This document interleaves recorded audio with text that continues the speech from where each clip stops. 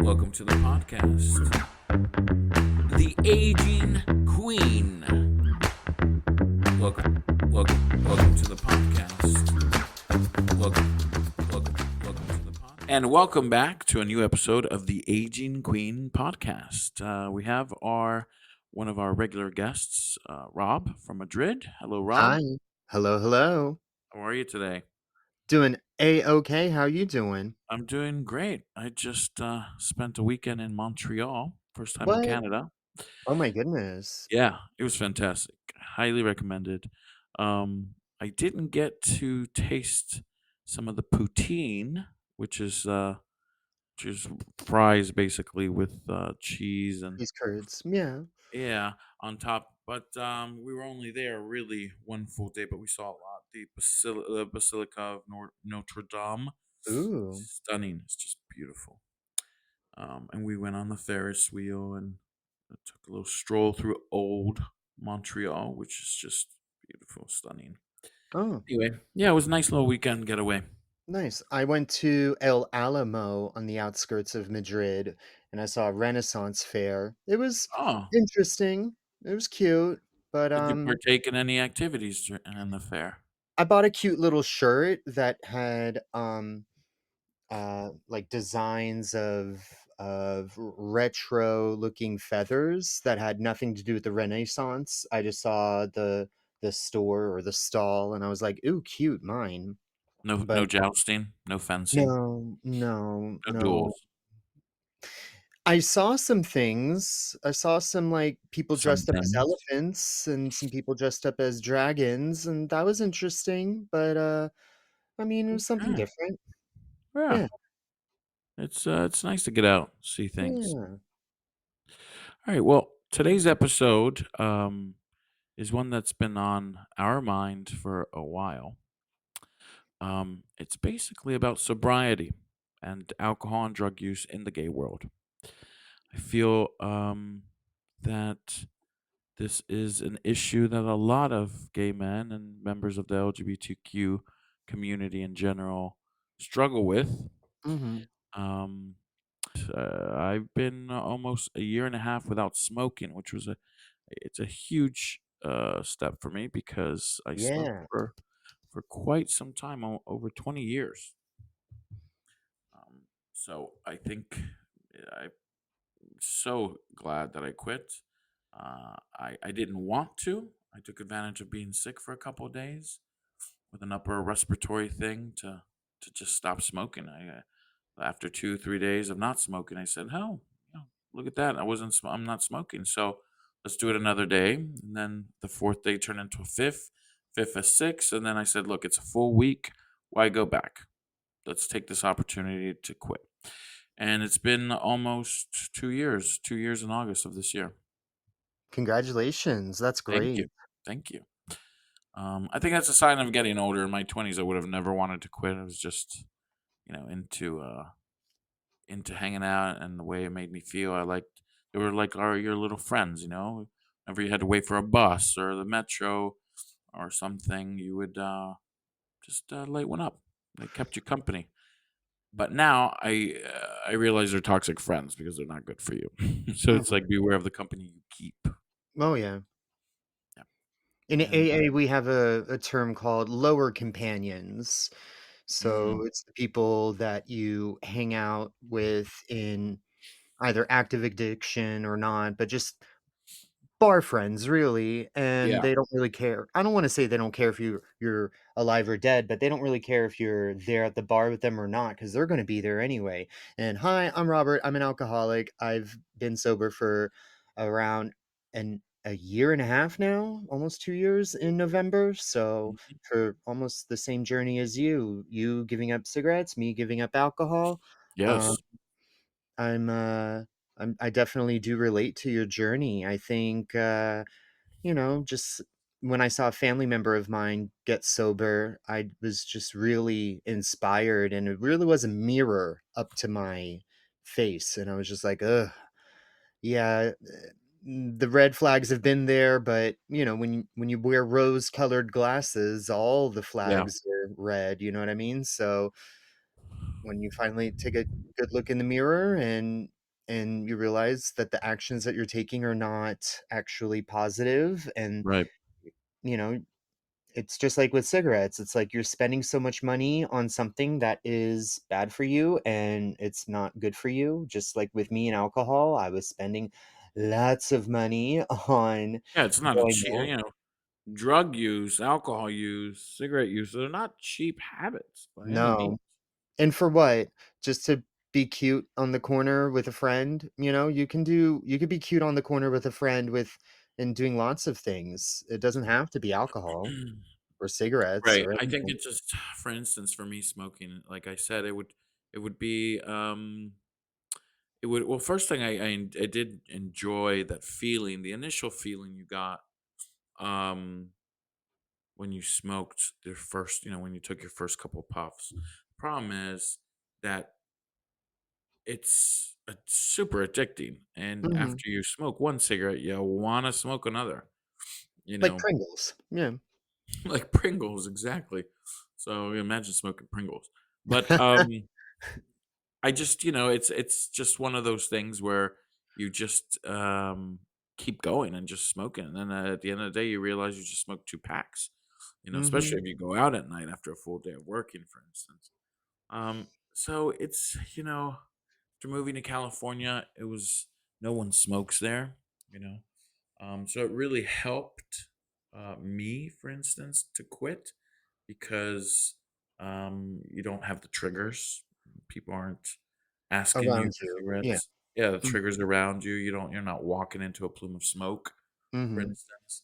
So after going to Europe after the pandemic and last year after quitting certain after a few months of already having quit smoking cigarettes, it was the real test because Mm. in Europe, especially in Spain, they still have quite a high number of smokers. Um, and it was really okay. I was fine. I didn't feel the need to smoke. Good. Yeah, so it was, I think for me it was more of, it wasn't like I would smoke, but it was just a thing to do. I don't know how to explain. Some people get triggered by, oh, I have to have a cigarette when I drink. And I You put that to do. the test. I'd have a beer and it's fine. I didn't need to smoke with it. So anyway, so to give you some statistics, we want to throw one out there, Yeah. Rob, on what we've Well, the first thing learned I wanna about. talk about is higher rates of substance abuse. LGBTQ, which from this point onwards we're gonna call Libidiqua. Libidiqua, thank you. Libidiqua individuals are more likely to experience substance abuse compared to the general population, with studies suggesting rates ranging from 20 to 30% more. And that's from a paper called Key in Substance Use and Mental Health Indicators in the United States, results from the 2019 National Survey on Drug Use and Health. So, Okay, yeah. but do you think more Americans take drugs than Europeans or any other continent? For instance, is there something different going on in American society where people need to get high, or is this also happening in the European um, continent? And it's just not as talked about, or it doesn't affect them socially as much. I What do you think? Seems like drug use in Europe is it might seem higher, but I think people in the US definitely do like to party. And Yeah, if you I don't know, watching television is not a good I mean, television is not reality, but it seems like there's plenty of people in the US as well who love to party and put things in their nose and drink things right. they shouldn't drink and that type of stuff. So I don't know. I would wanna say it's about half n it's about equal, in my Yeah, opinion, but right. I'm not much of a, a drugs person per se. Tried everything a little bit once, but I was never "Ooh, must go out and must, party Right. until 5 AM doing things that you have to do in order to stay up Yeah. until 5 AM." When I was younger, yeah, sure, I just naturally had that energy in me, but I never really abused drugs in order to, get there, you know what I mean? Yep. even though plenty of other people were doing it, but both in the US and here in Madrid, so I don't know. The big worry right now is also fentanyl. It's seeping Oh, yeah. into all these drugs, any drug that's white powder. They're being mixed, and it's just killing people at such a enormous and alarming rate in the U.S. It's So sad, yeah. it's very sad because especially for younger kids who are just experimenting or they're in college and Speaking of young kids, LGBTQ youth are significantly more prone to substance abuse, facing higher rates of peer rejection, family estrangement, bullying, leading to self medication through drugs and alcohol. And that's from the Trevor Project, mm, National Survey on LGBTQ Youth Mental Health 2021. So I think as we get older, we get wiser and we know our yeah. limits. And you see your friends do something and you think, oh, if they can do it, why can't I? And then you might try it. And then you realize, Well, maybe the that's DARE program was right. the DARE program was probably right. I mean, the peer pressure thing is real. I started smoking in college because I saw a bunch of my peers smoking. And I thought one was really cool, so I wanted to be cool. And one leads to two, and two leads to three, and then boom, you're a pack in. Um, the peer pressure is a totally real thing. And once you get hooked on these things, they're made to hook you. They're not made to be recreational by any means. Hard drugs, smoking, alcohol. Some people get a real effect from alcohol. Some people can actually just be social drinkers. Normal. That's Yeah, how I felt. right. It felt like after not even a long day at work, even just a regular day, it was sort of like, "Okay, time to have a drink and feel normal and be able to breathe and rip my skin off and be myself," you know? Um, Hmm. and then, everyone's a functioning alcoholic until they're not. So you think, "Okay, I'll just have 1 after work," and then that 1 turns into 6 every day. So you Wow. Yeah. realize,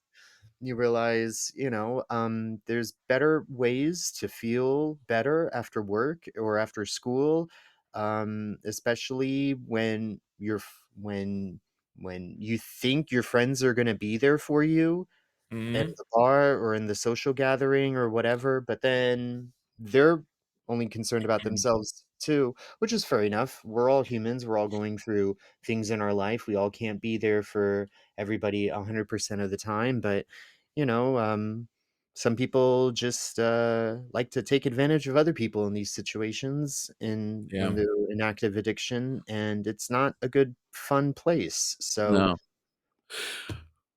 Mental health connection. There is a component here of drug use, whether it be alcohol, cigarettes, or drugs. That there's a strong correlation between substance abuse and mental health issues within the LGBTQ LGBTQ community, with studies indicating that up to 30% of LGBTQ individuals experience co-occurring disorders. This is a source from National Institute on Drug Use, Substance Use, and SUDS in the LGBTQ populations. So I saw this a lot in California. You could tell, especially from the homeless population, those that were using also were speaking to themselves, were having mhm, psychotic episodes that were blatantly apparent. mhm, Um, and I think that correlation with it, just these drugs rot your brain. Let's be honest. yeah.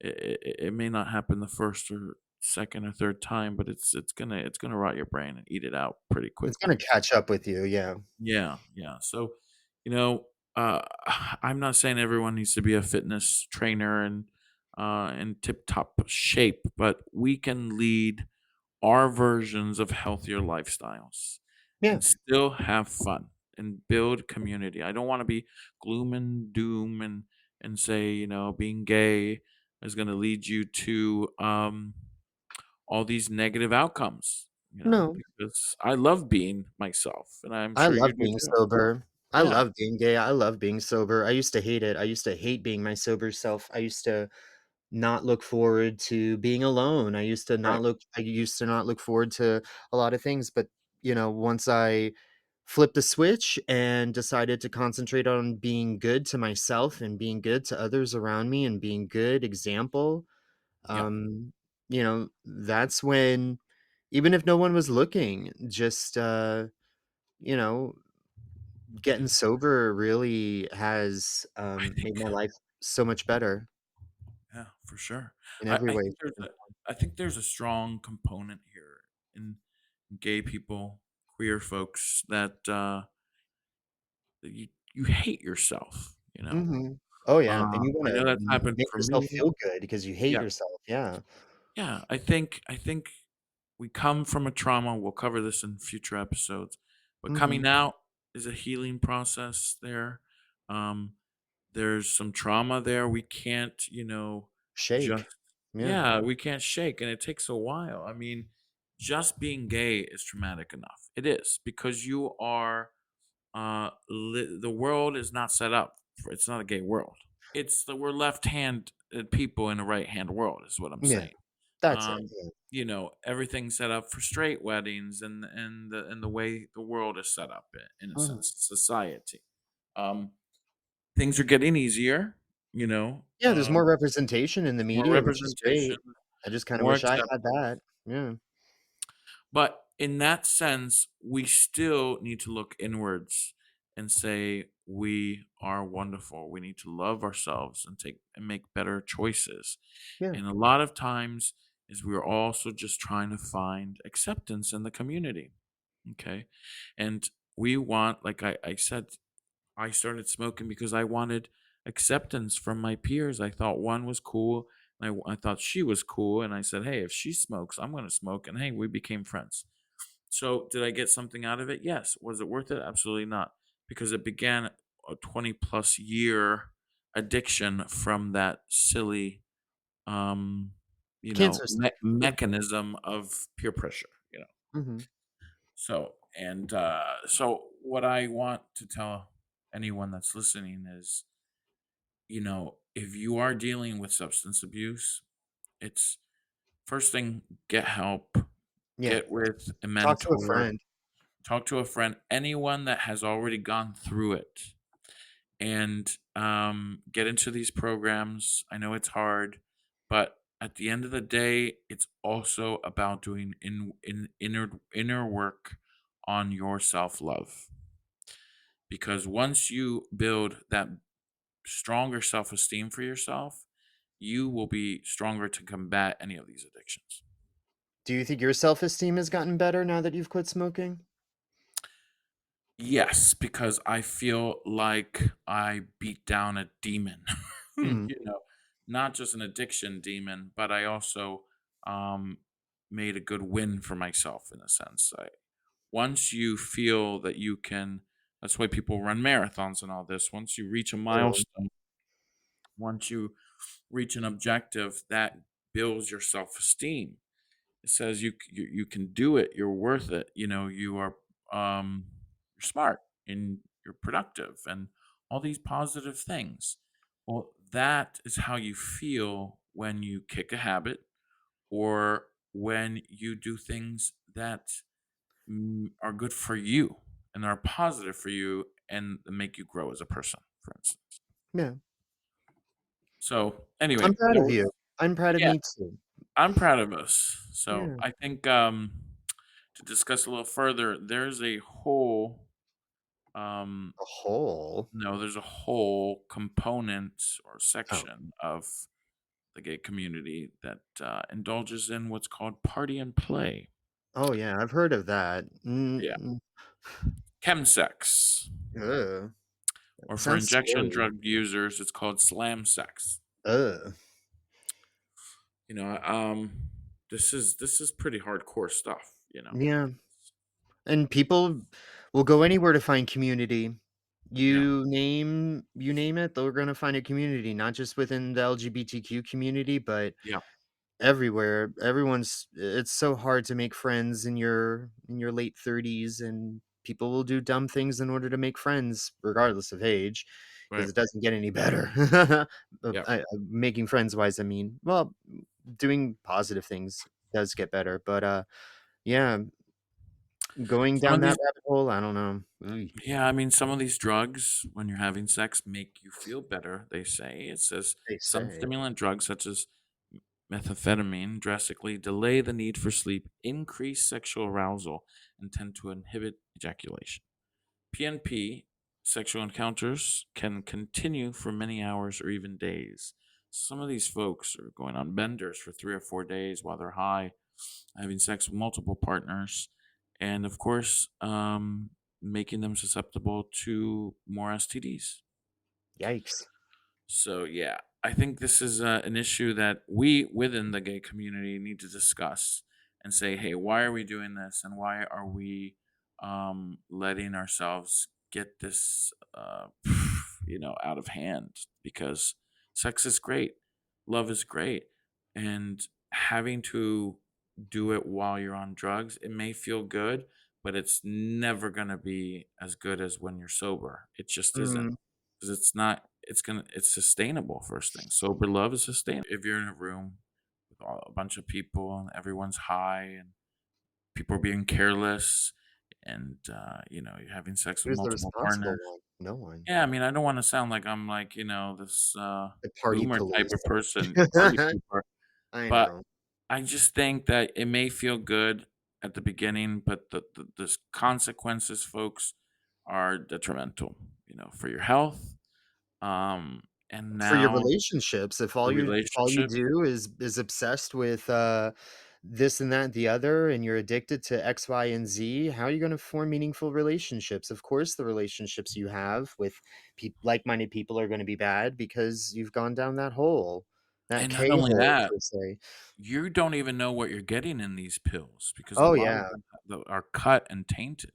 So you Yeah, think you're just taking some kind of, dance drug or something, um, you know, or some acid, and then it might be cut with fentanyl, and exactly. just a little bit of that makes people sleep forever. And So people are like, "Oh, well, we can test it, we can test it." A, no, you're not gonna test it, and you're not testing nothing in the bathroom at the right, club. And B, you have to test the entire dose. So right. you're ruining the entire dose when you're putting it into the chemical formula in order to, see if it's positive for Fent or this or that or the other. Don't even bother. Like, in my opinion, no. I don't think it's Don't worth even it. touch it. I don't No, think it's it's not worth worth it. it. I don't even think it's worth it to be a casual drug user. It's just there's too much Going risk on. No. for, like, yeah, the ratio of risk reward is just not worth it. I don't know. Anyway, I don't want to any of our listeners to feel like we're attacking people who No. do partake. I just think that, you know We it's are it, lovingly disagreeing. yeah. I think, as this podcast is, as you age, you get wiser, and you start thinking about things that you've done, crazy things that you've done in the past, and said, "God, I would never even think about doing that now that I'm older." You know, there is something to say about aging. Wisdom does come with age, but also being comfortable enough to discuss these topics with other people and Hmm. being open about it and saying, okay, this is not a healthy thing for the community. It's not healthy for me, and it's not healthy for anyone to partake. You know, should we open a discussion on why people in the community need to have party and play chemsex sessions? That's something that within the community needs to be discussed. I hope that this episode starts a conversation like that.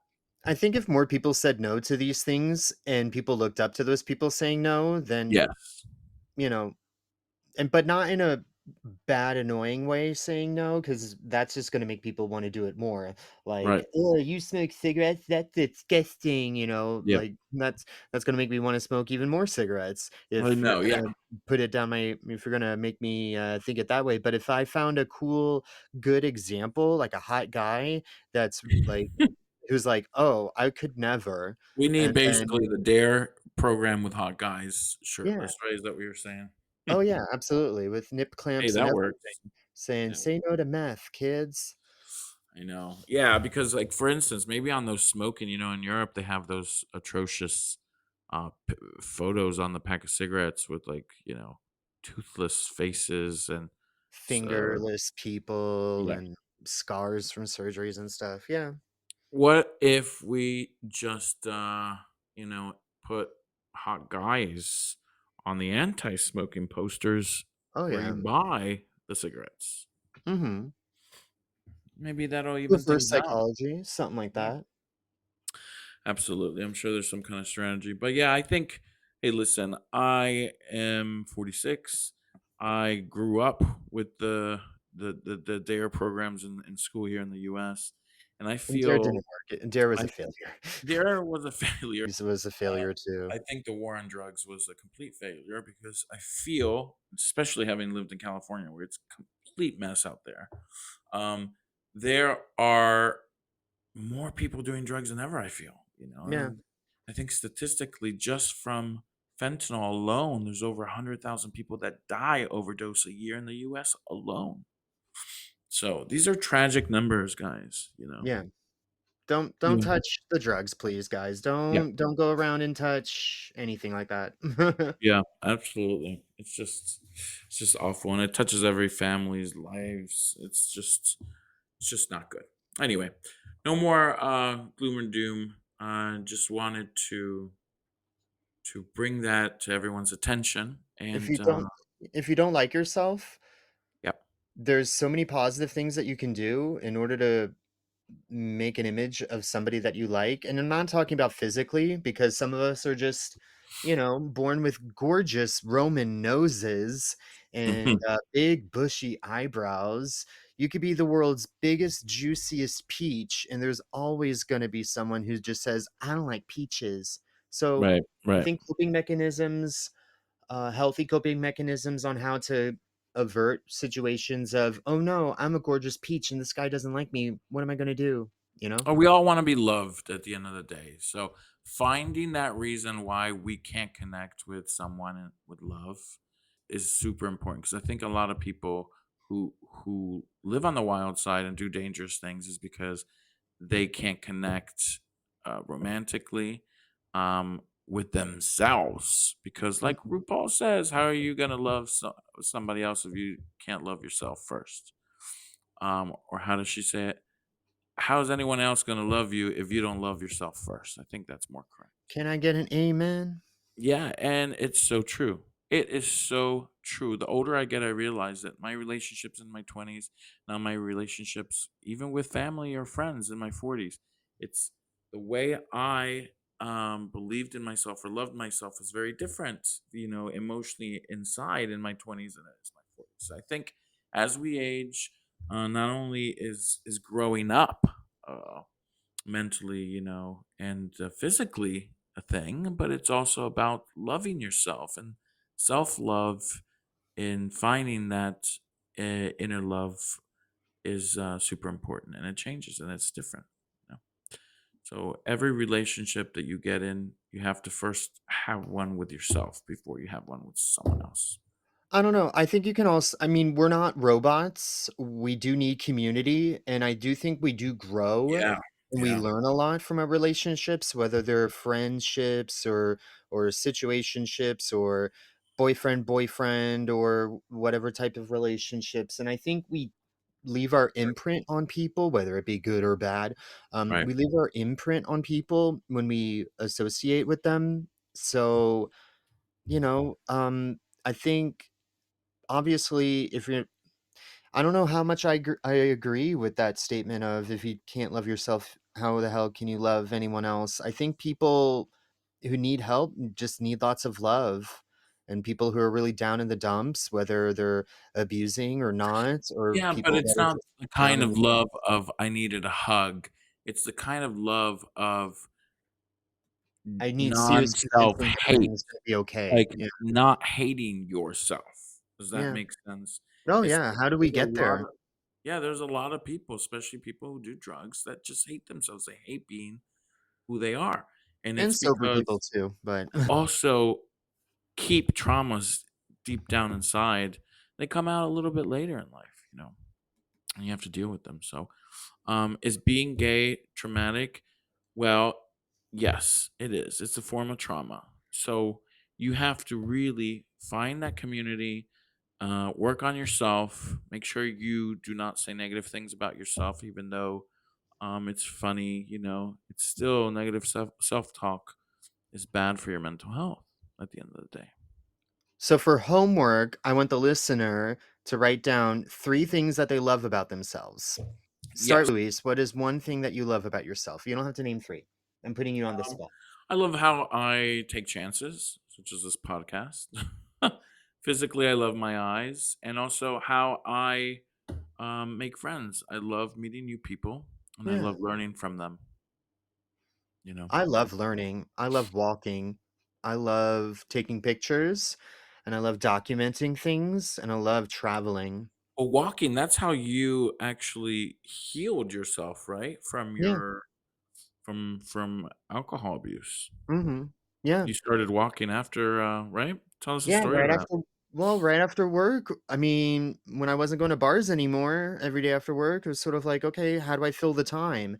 And then I realized, well, I've been living in the city, Madrid, for many years, and all I know is my neighborhood and the neighborhood of where I worked.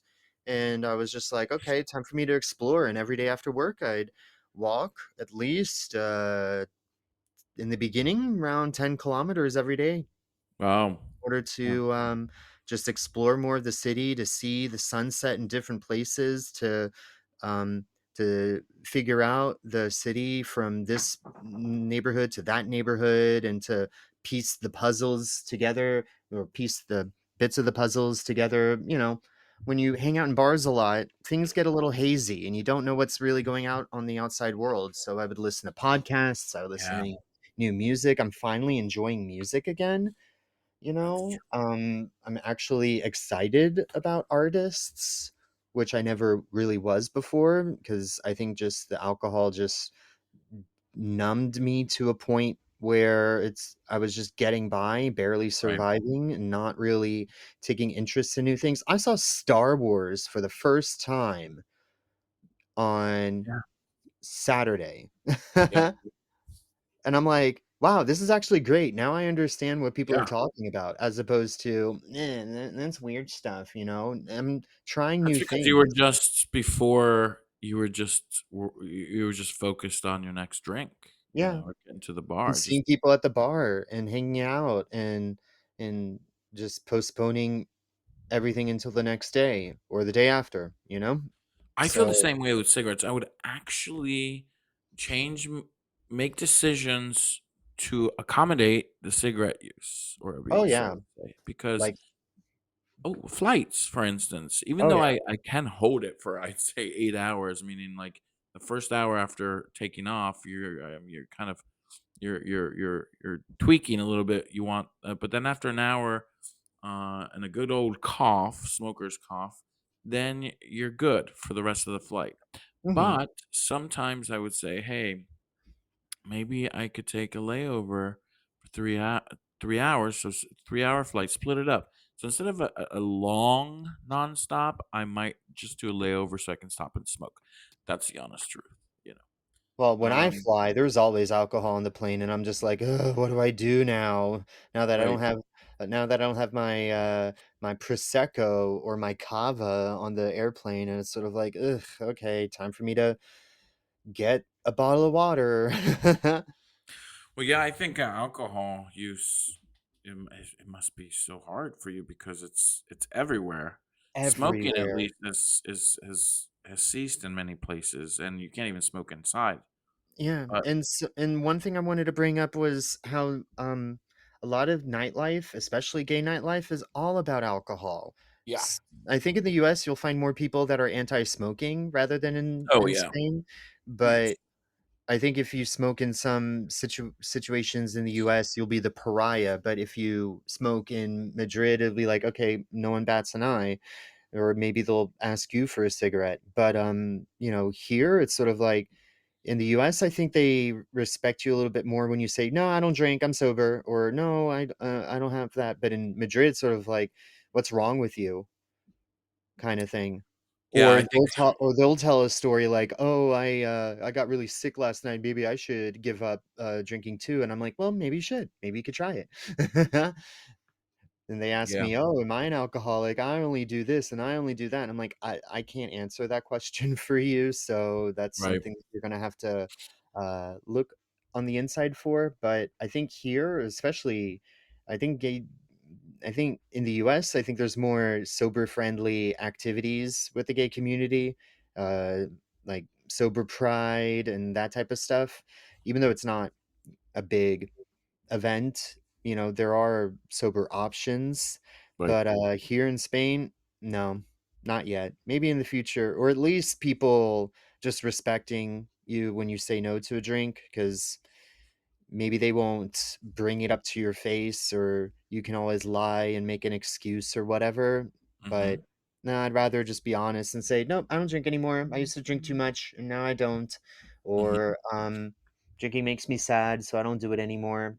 So just, you know, admitting that you have a problem is step 1, but then Mhm. moving on, and it's kinda like coming out all the time. Yeah. If someone offers you a cigarette and you say, "No, I'm an ex-smoker," that's a little bit of coming out. When people offer me a drink, "Hey, you want a beer?" And I'm like, "No, thanks. I don't drink anymore." That's another kind of coming out, and I think people are Right. always doing it, whether you're gay or you're straight or whatever.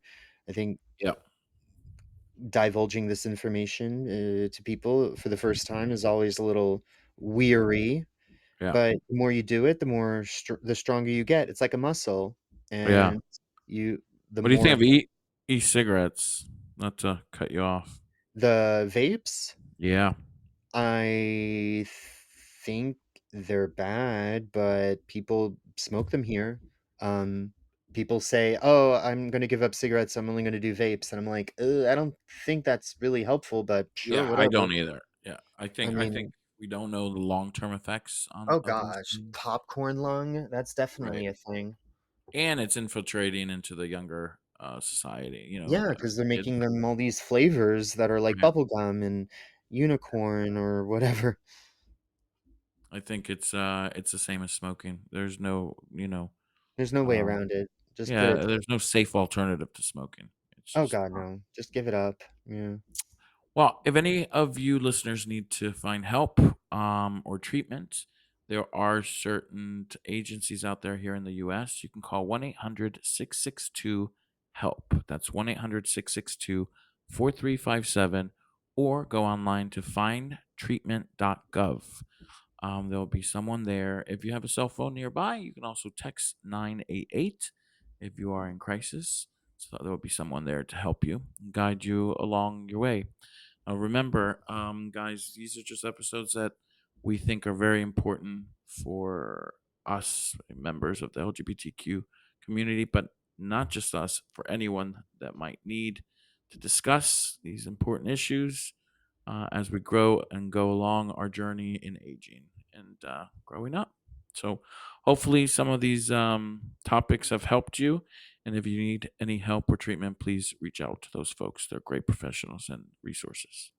Thank you, Robert, for joining me on this wonderful episode. Thank you. And we'll have more real talk.